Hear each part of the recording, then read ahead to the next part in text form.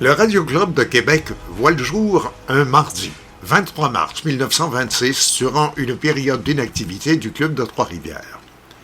Ingénieurs de profession, Alexandre Larivière, Victor Éco II, Alpha Bravo, fondaient avec un groupe d'employés civils le Radio Club de Québec Incorporé. Le club avait pour mandat de travailler au développement de la science de la radiophonie. Des compagnies manufacturières venaient de mettre sur le marché des appareils récepteurs permettant de capter les émissions de stations de radiodiffusion. Le but principal du club était de promouvoir les intérêts des amateurs de radio de la cité et du district de Québec. Au début du Radio Club, c'était pas des radioamateurs dans le sens qu'on l'entend aujourd'hui qui faisaient partie du Radio Club qui l'ont fondé. C'était des gens qui venaient d'acheter des appareils pour recevoir les postes de radiodiffusion. C'est KCV à Québec, c'est HRC, puis c'est KAC à Montréal. Mais il faut savoir qu'à cette époque, le Radio Club de Québec avait pour mission surtout de l'écoute des stations commerciales telles que CHRC et CKCV à Québec et CKAC et CFCF à Montréal. Aux États-Unis, on compte déjà plus de 250 stations. On avait 325 membres en 1926. Alors, tous ces gens-là avaient tous des postes récepteurs. Mais ils recevaient simplement de la musique, tout ce qu'ils recevaient, la musique et des conférences avec leur nouvel appareil, qui étaient des appareils qui fonctionnaient avec des piles. De 1926 à 1929, le nombre de membres atteignait 325, grâce à la coopération des autorités municipales qui leur laissaient l'accès à une grande salle de l'Hôtel de Ville de Québec. Cette salle était connue sous le nom de Cour du Recordeur.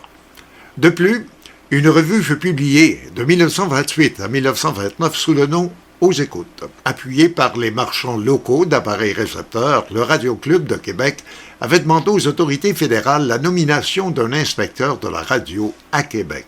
Le club avait participé aux travaux de la Commission royale d'enquête sur les modes de contrôle et d'opération des stations de radiodiffusion du Canada.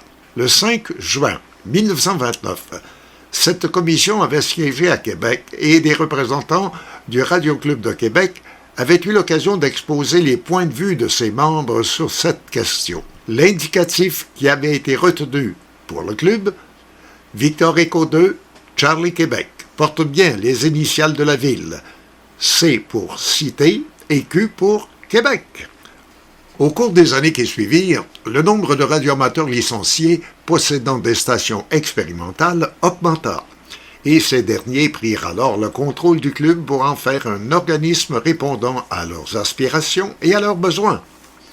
Dans ce temps-là, les amateurs, pour la plupart, construisaient eux-mêmes leurs émetteurs et corrigeaient les problèmes résultant de la construction, de l'entretien et de l'opération de ces appareils. Les réunions des membres du club contribuaient largement à le tenir au courant de nouvelles techniques et à les aider à aplanir les difficultés qu'ils rencontraient dans la poursuite de leur nouveau passe-temps. Le 24 décembre 1933, quelques-uns des membres du Radio Club de Québec participèrent à un échange de vœux entre le gouverneur général du Canada et les lieutenants-gouverneurs des provinces. L'ancêtre de Zoom, ou Messenger sur le web. En 1935, une requête fut transmise au directeur de la radio à Ottawa, réclamant une clarification de la section des règlements concernant les interférences causées par les stations des radioamateurs. Il ne faut pas se surprendre car la filtration des émetteurs fait maison n'était pas toujours adéquate.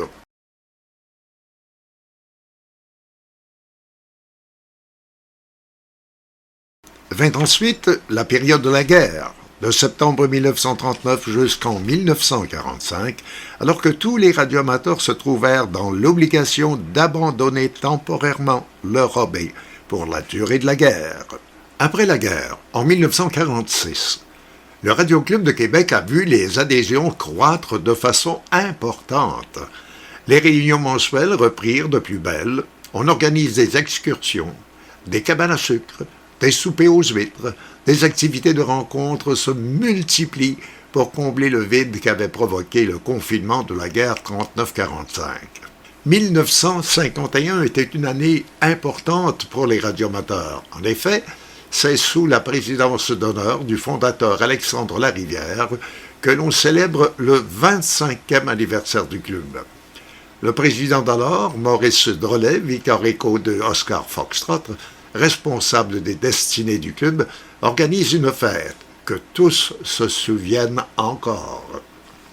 C'est durant cette même année que prend forme l'idée de fonder une association provinciale, une idée qui était dans l'air depuis 1947, que Maurice Drolet partageait avec son ami Félix Edge, Victor Echo de Québec-Novembre.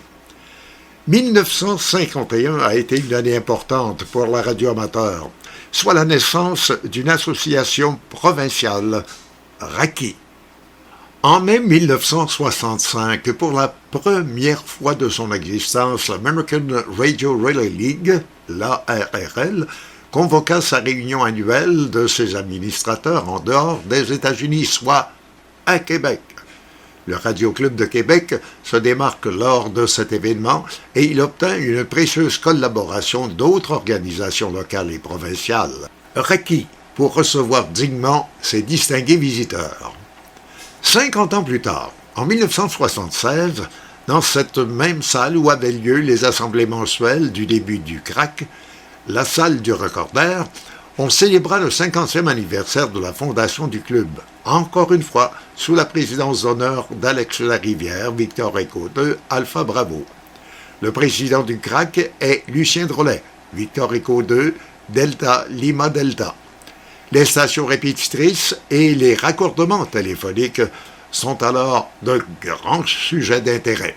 Finalement, le 2 juin 2001, le CRAC célébrait à l'Université Laval le 75e anniversaire de sa fondation. Alex, son président fondateur, est décédé depuis quelques années et la célébration est placée sous la présidence d'honneur de Jacques Roussin, Victor Echo de Alpha Zulu Alpha, le fondateur du réseau RTQ. Le comité organisateur et les membres du conseil d'administration sont reçus à l'Hôtel de Ville de Québec pour une réception protocolaire. Je vous donne rendez-vous pour la suite de cette merveilleuse aventure de la radio amateur à Québec. Ici Georges, Victor Echo 2, Tango, Victor Alpha.